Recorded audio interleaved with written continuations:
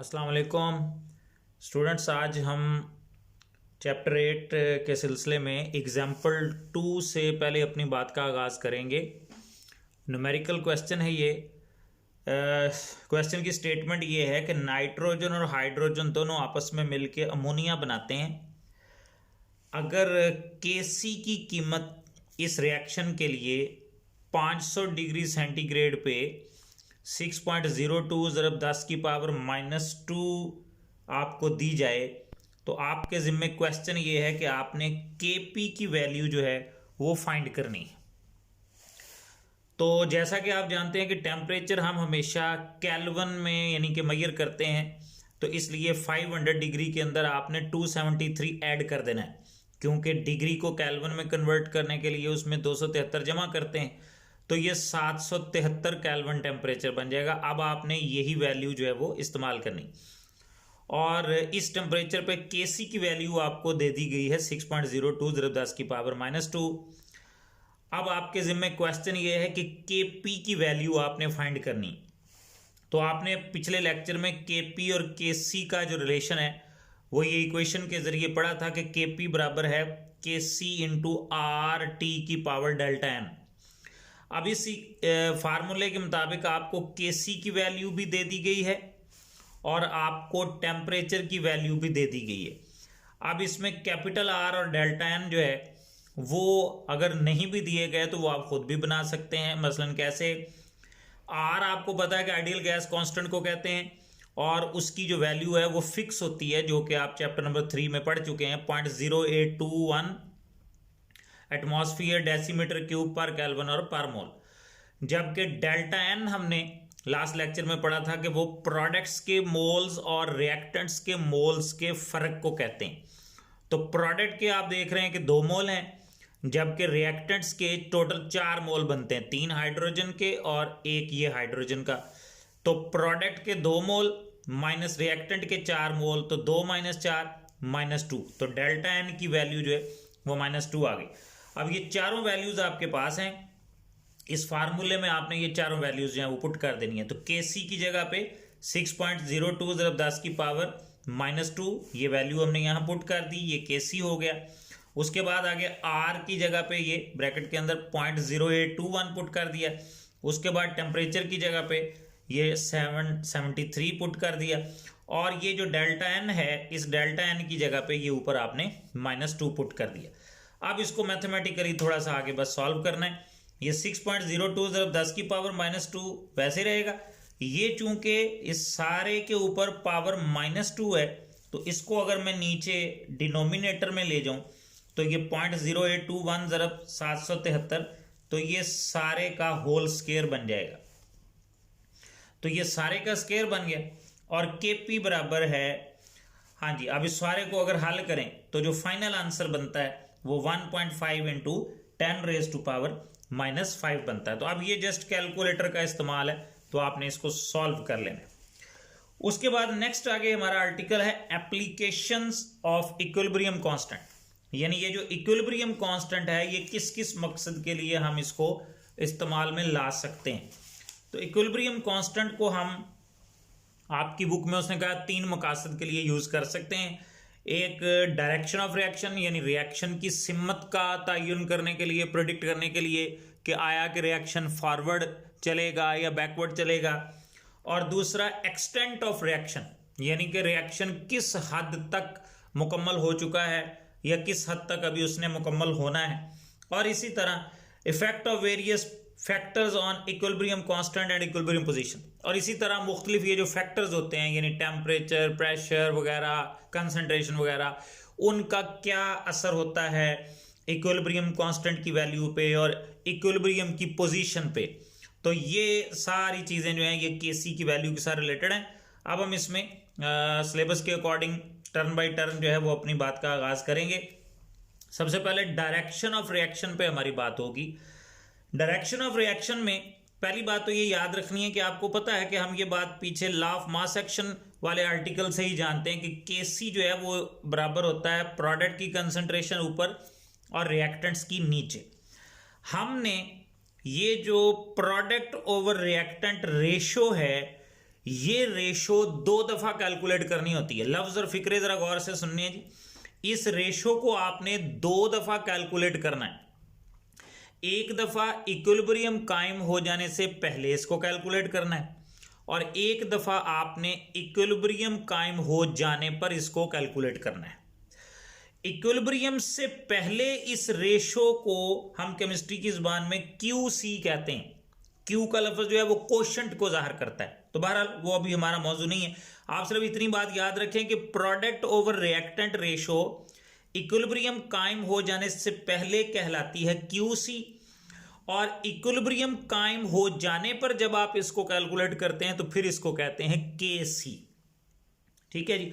आपने वो जो प्रोडक्ट ओवर रिएक्टेंट रेशो यानी कि जिसको मैं इक्विलिब्रियम से पहले QC कह रहा हूं, उसको और KC की वैल्यू को आपस में कंपेयर करना है, और उस कंपैरिजन से फिर आपको अंदाजा हो जाएगा कि आया कि हमारा रिएक्शन अभी फॉरवर्ड और चलेगा या हमारा रिएक्शन जो है वो बैकवर्ड चलेगा तो फिर इक्विलिब्रियम कायम होगा, या क्या हमारा रिएक्शन ऑलरेडी इक्विलिब्रियम हासिल कर तो नहीं चुका।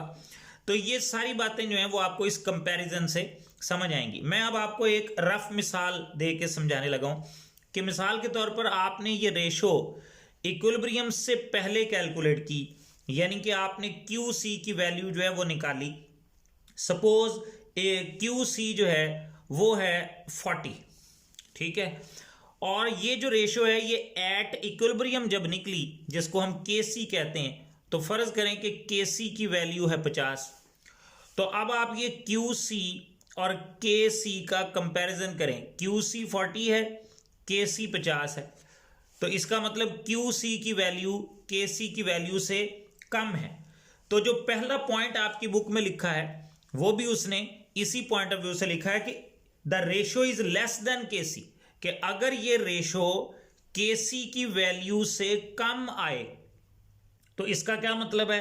दिस इंप्लाई का मतलब है ये इस बात की दलालत करता है, ये इस बात की दलील है that more of the product is required to attain the equilibrium, कि इसका मतलब है कि अभी प्रोडक्ट और बननी है, प्रोडक्ट और बनना जरूरी है इक्विलिब्रियम कायम हो जाने के लिए। और जारी बात है कि प्रोडक्ट अगर अभी और बननी है तो इसका मतलब है कि रिएक्शन जो है वो proceed in the forward direction, क्योंकि प्रोडक्ट फॉरवर्ड तरफ ही लिखी होती है ना, राइट साइड पे। तो इसका मतलब है कि रिएक्शन हमारा अभी फॉरवर्ड चलेगा, अभी प्रोडक्ट कुछ और बनेगी, तब कहीं जाके इक्विलिब्रियम जो है वो कायम होगा। लिहाजा QC की वैल्यू अगर KC की वैल्यू से कम हो तो इट मींस कि अभी हमारा रिएक्शन इक्विलिब्रियम तक नहीं पहुंचा है और अभी प्रोडक्ट और हमें हासिल करनी होगी, प्रोडक्ट अभी और बननी होगी। क्यों भला? वो इसलिए कि आप जरा गौर करें कि ऊपर है प्रोडक्ट और नीचे है रिएक्टेंट, ठीक है जी। तो न्यूमरेटर और डिनोमिनेटर में से अगर नीचे वाला फैक्टर बड़ा हो और ऊपर वाला छोटा हो तो ही आंसर छोटा आया करता है ना, यानी नीचे वाली रकम बड़ी हो और ऊपर वाली छोटी हो तो रेशो का आंसर कम आएगा। इसका मतलब रिएक्टेंट की कंसंट्रेशन ज्यादा है और प्रोडक्ट की कम है। तो रिएक्टेंट चूंकि ज्यादा है और प्रोडक्ट कम है, इसीलिए QC की वैल्यू थोड़ी है। लिहाजा अभी रिएक्टेंट्स को और कन्वर्ट होना पड़ेगा किसमें? प्रोडक्ट में, तो तब कहीं जाके इक्विलिब्रियम कायम होना है। सो लिहाजा अगर QC की वैल्यू छोटी हो, कम हो और KC बड़ा हो तो इसका मतलब है कि रिएक्शन अभी फॉरवर्ड और चलेगा, प्रोडक्ट और बनेगी, तो तब कहीं जाके जो है वो इक्विलिब्रियम कायम होगा।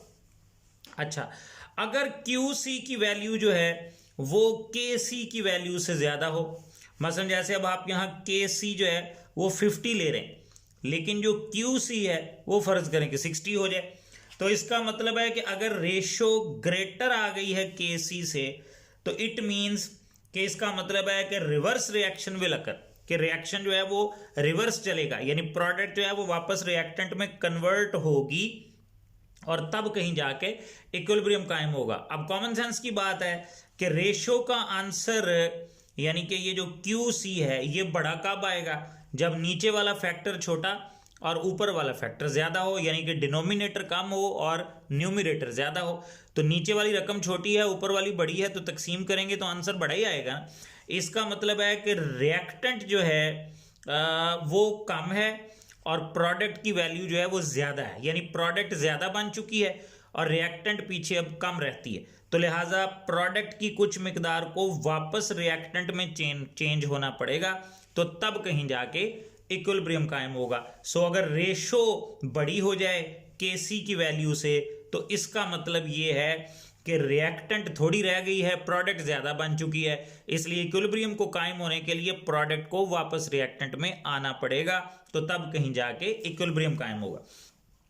और तीसरी और आखिरी ऑप्शन ये है कि अगर केसी और क्यूसी दोनों बराबर हो जाएं, मतलब केसी अगर 50 है तो क्यूसी भी 50 हो, तो ये उसी सूरत में होगा कि जब हमारा रिएक्शन इक्विलिब्रियम पर पहुंच चुका हो या इक्विलिब्रियम हासिल कर चुका हो। तो इसका मतलब है कि केसी और क्यूसी की वैल्यू अगर दोनों सेम है तो इट मीन्स कि रिएक्शन हमारा जो है वो ऑलरेडी इक्विलिब्रियम पोजीशन पे मौजूद है। उसके बाद इसी तरह अब ये नीचे एग्जाम्पल 3 है, लेकिन ये बहरहाल इसमें कोई खास चीज़ ऐसी है नहीं डिस्कस करने वाली, 5-6 लाइनों की इसकी स्टेटमेंट है, लेकिन सवाल के अंदर कुछ भी नहीं है, जस्ट फार्मूले में वैल्यूज पुट करनी, तो इसलिए इसको अब मैं स्किप कर रहा हूँ। आप जस्ट नीचे आए अपने आर्टिकल पे, तीसरा जो हमारा है एक्सटेंट के हवाले से कि एक्सटेंट ऑफ रिएक्शन जो है वो आपको केसी की वैल्यू से किस तरह जो है उसका अंदाज़ा होता है। वो कहता है जी कि अगर इक्विलिब्रियम कांस्टेंट यानी केसी की वैल्यू जो है वो लार्ज हो, अब आप एक चीज़ अपने ज़हन में हर वक्त रखें कि प्रोडक्ट और रिएक्टेंट की ये जो रेशो है बेसिकली केसी इसके बराबर होता है कि अगर इक्विलिब्रियम कांस्टेंट जो है वो बहुत लार्ज हो तो दिस इंडिकेट्स, तो इसका मतलब ये है कि रिएक्शन इज ऑलमोस्ट कंप्लीट, कि रिएक्शन जो है वो तकरीबन मुकम्मल हो चुका है। देखें केसी लार्ज कब होगा, ये रेशो आपके सामने, नीचे वाले फैक्टर और ऊपर वाले फैक्टर को तकसीम करके तो जो आंसर आना है वही केसी है ना। तो आप ज़रा इसको गौर करें कि केसी की वैल्यू लार्ज कब आएगी, ठीक है, जब नीचे वाला फैक्टर जो है वो बहुत कम और ऊपर वाला फैक्टर जो है वो बहुत ज़्यादा हो। तो नीचे वाला फैक्टर छोटा है, ऊपर वाला बड़ा है, तो जब आप डिवाइड करेंगे तो आंसर जो है वो लार्ज ही आना है। तो इसका मतलब है कि रिएक्टेंट पीछे इंतहाई कम रह गई है और प्रोडक्ट जो है वो बहुत ज़्यादा बन चुकी है, यानी कि रिएक्शन हमारा ऑलमोस्ट कंप्लीट होने वाला है, इसलिए केसी की वैल्यू जो है वो लार्ज आ रही है। तो लिहाजा लार्ज केसी वैल्यू से आप अंदाज़ा लगा लेंगे कि रिएक्टेंट बड़ी थोड़ी रह गई है और प्रोडक्ट जो है वो मैक्सिमम ज़्यादा से ज़्यादा जितनी बन सकती है समझ लें कि वो तकरीबन बन चुकी है। इसी तरह दूसरे नंबर पे उसने लिखा है कि अगर केसी की वैल्यू स्मॉल हो, अब इसमें थोड़ा सा फर्क है, थर्ड पॉइंट में उसने लिखा है केसी वेरी स्मॉल, जबकि सेकंड में उसने लिखा है केसी स्मॉल। तो ये स्मॉल और वेरी स्मॉल के वाले से भी थोड़ा सा डिफरेंस देखना है। वो कहता है अगर केसी की वैल्यू स्मॉल हो, मतलब केसी की वैल्यू कम है लेकिन बहुत ज़्यादा कम भी नहीं है, इतनी थोड़ी भी नहीं है, तो इसका मतलब ये है इट रिफ्लेक्ट्स, यानी कि इस बात की अक्कासी करता है कि reaction does not proceed appreciably in the forward direction, कि रिएक्शन जो है वो फॉरवर्ड डायरेक्शन में इतना ज़्यादा नुमाया हद तक नहीं जा रहा, यानी प्रोडक्ट्स जो है वो इतनी ज़्यादा नहीं बन रही। देखें कॉमन सेंस की बात है कि केसी स्मॉल कब आएगा, जब नीचे वाला फैक्टर ज़्यादा और ऊपर वाला फैक्टर कम होगा, क्योंकि नीचे डिनोमिनेटर बड़ा हो और न्यूमिनेटर छोटा हो तो डिवाइड करेंगे तो आंसर स्मॉल ही आना है ना। तो इसलिए केसी स्मॉल होने का मतलब ये है कि रिएक्टेंट ज़्यादा है और प्रोडक्ट कम बनी है। तो इसीलिए उसने लिखा है कि if the value is K C value is small it reflects that reaction does not proceed appreciably, कि रिएक्शन फॉरवर्ड हद तक फॉरवर्ड सिमत में कोई इतना नुमाया हद तक नहीं चल रहा। इसका मतलब जो हमारी रिएक्टेंट है वो प्रोडक्ट के अंदर कम कन्वर्ट हो रही है, और प्रोडक्ट के अंदर कम कन्वर्ट होने का मतलब यही है कि रिएक्शन फॉरवर्ड इतना ज़्यादा मूव नहीं कर रहा और रिएक्टेंट ज़्यादा मिकदार में पड़ी। और अगर केसी की वैल्यू जो है वो वेरी स्मॉल आ रही है तो फिर इसका मतलब ये है कि रिएक्टेंट बहुत ज़्यादा है और प्रोडक्ट जो है वो बहुत कम है, यानी इसका मतलब रिएक्टेंट ऑलमोस्ट सारी की सारी वैसे ही पड़ी है और प्रोडक्ट जो है वो ना होने के बराबर ही अभी बनना शुरू हुई है, यानी यूं कह लें कि वो बन ही नहीं रही। तो इट मीन्स के रिएक्टेंट्स आपकी सारी वैसे ही मौजूद है, वो आपको प्रोडक्ट बनाकर दे ही नहीं रही। तो इसलिए उसने लिखा है कि अगर केसी वेरी स्मॉल हो तो इसका मतलब है कि वेरी लिटिल फॉरवर्ड रिएक्शन, इसका मतलब है कि रिएक्शन फॉरवर्ड समझ लें कि चल ही नहीं रहा और रिएक्टेंट प्रोडक्ट में समझ लें कि कन्वर्ट हो ही नहीं रही। उसके लिए उसने बाकायदा मिसालें भी दी हैं कि जैसे ओजोन जो है उसका डीकम्पोज होकर ऑक्सीजन में कन्वर्ट होना, इसके लिए 25 डिग्री पे केसी की जो वैल्यू है वो 10 की पावर 55 है। तो 10 की पावर 55 जो है वो इंतहाई लार्ज वैल्यू है। तो ये चूंकि बहुत ज़्यादा बड़ी वैल्यू है, तो आप देख चुके हैं ये ऊपर वाली मिसाल में कि केसी लार्ज हो तो इसका मतलब रिएक्टेंट इंतहाई कम और प्रोडक्ट इंतहाई ज़्यादा है। तो उसने भी यही लिखा है कि इसका मतलब रूम टेम्परेचर पे जो ओजोन है यानी आपकी जो रिएक्टेंट है वो सारी की सारी ऑक्सीजन यानी कि आपकी प्रोडक्ट में कन्वर्ट हो चुकी है। प्रोडक्ट आपकी इंतहाई ज़्यादा है और रिएक्टेंट आपकी इंतहाई कम है, यानी ओजोन जो है वो स्टेबल नहीं है और ओजोन सारी की सारी जो है वो आपकी प्रोडक्ट में यानी कि ऑक्सीजन में तकरीबन कन्वर्ट हो चुकी है और रिएक्शन ऑलमोस्ट आपका कंप्लीट हो चुका है। तो केसी की वैल्यू ये जो है ये वेरी लार्ज है और ये बहुत ज़्यादा लार्ज वैल्यू का मतलब है कि रिएक्टेंट सारी की सारी तकरीबन प्रोडक्ट में कन्वर्ट हो चुकी है, रिएक्टेंट इंतहाई ना होने के बराबर ही है पीछे और प्रोडक्ट अपनी मैक्सिमम मिकदार तक पहुंच चुकी है। और दूसरी मिसाल उसने दी है कि HF जो है उसका हाइड्रोजन और फ्लोरीन में कन्वर्ट होना, अगर इस रिएक्शन की केसी वैल्यू देखी जाए तो ये 2000 डिग्री पे इसकी वैल्यू 10 की पावर -13 है। तो ये आप देख चुके हैं कि केसी वैल्यू वेरी स्मॉल का मतलब ये है कि रिएक्टेंट बहुत ज़्यादा है और प्रोडक्ट इंतहाई कम है। इसका मतलब है कि ये बहुत ज़्यादा है जबकि हाइड्रोजन और फ्लोरीन जो है ये बहुत कम है, यानी रिएक्टेंट जो है वो प्रोडक्ट में समझ लें कि कन्वर्ट ही नहीं हो रही और रिएक्टेंट जो है वो तकरीबन सारी की सारी वैसे ही पड़ी हुई है और वो प्रोडक्ट में जा ही नहीं रही। तो इसीलिए हम कह सकते हैं कि HF जो है वो बहुत ज़्यादा स्टेबल है 2000 डिग्री पे भी और उसकी डीकम्पोजिशन या तहलील जो है हाइड्रोजन और फ्लोरीन के अंदर वो तकरीबन ना होने के बराबर ही हो रही है। तो इसलिए हम कह सकते हैं कि HF जो है वो हाइड्रोजन और फ्लोरीन में समझ लें कि कन्वर्ट नहीं हो रही।